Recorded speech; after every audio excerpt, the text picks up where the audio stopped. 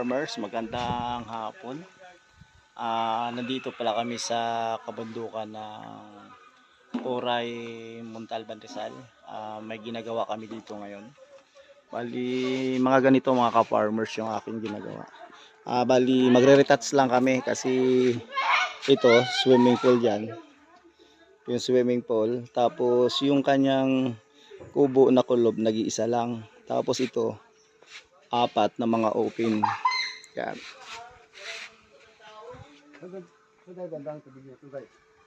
Ngayon mga ka-farmers, bali ipapagawa pala sa amin yung kubo. Ating isasara to. Bali yan mga tao. Alas 3 na hapon na kasi kami dumating. Alas 3 na hapon. Yan pala kami magtatanghalian. Bali ito farmers, di ba open siya. Ngayon, suggest ko sa may-ari, lagyan namin ng 7 feet by 8 yung kwarto. Tapos terrace to.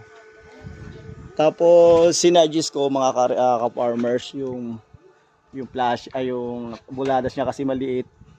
Sabi ko mag-metal cladding kami dito. Para pag kunting ulan at lisyero, naka-cladding siya.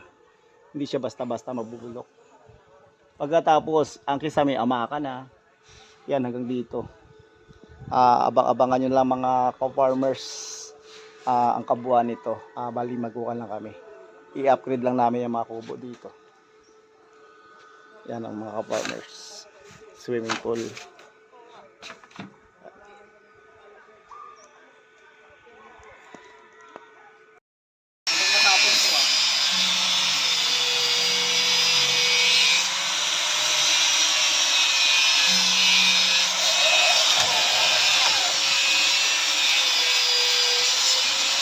Abot na ako talaga ay gato.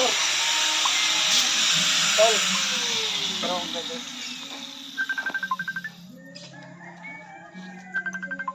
Dito na lang. Wala. Ako dito na dito. Ready lang. Ay, ito na. Ba?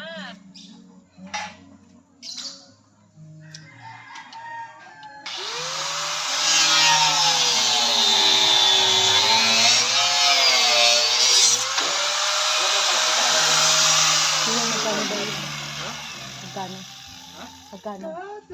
Pagka ito oh. Parang malaki na peg. Ano yan?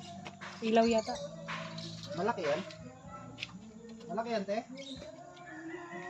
Ano, ilang watts yan? Lakasan mo sa taas, kuya. Yan. Ilang watts yan, te? 9 of 12? 9? 85. Baka ba ito din? Sige. Yan.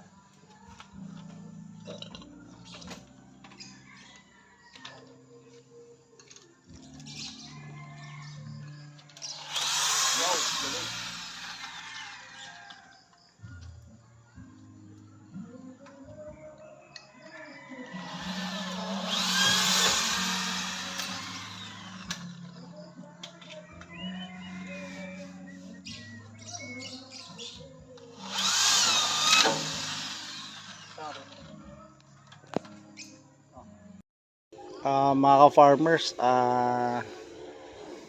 so ano to, tindis na tayo, no? Sa loob ng tindis, bali ito na. Pull out na kami ngayong araw na to. Ito na lang, inaaspian na lang ni Jason yung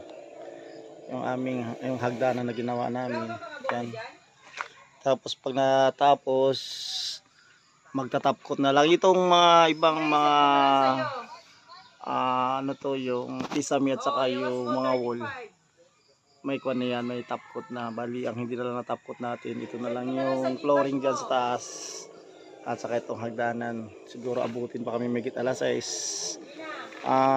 Yan mga karits, lagyan ng aspinikre si Jason. Yan. Bali, ang itsura pala mga ka-farmers, ganito, katulad yan ito. Yan yung dati. Yan siya.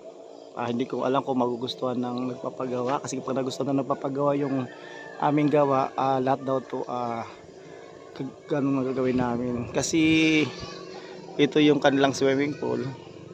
Pag marami silang guys, saka medyo malamig,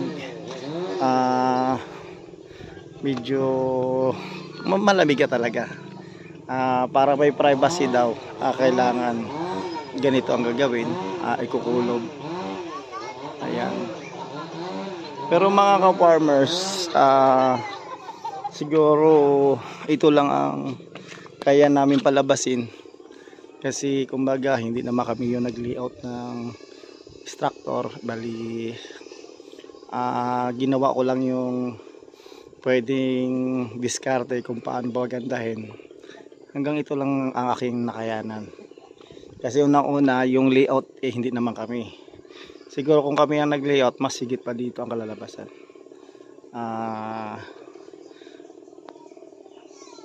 Yan lang muna mga ka-farmers. Siguro maya-maya ng konti itutur ko kayo hanggang sa loob.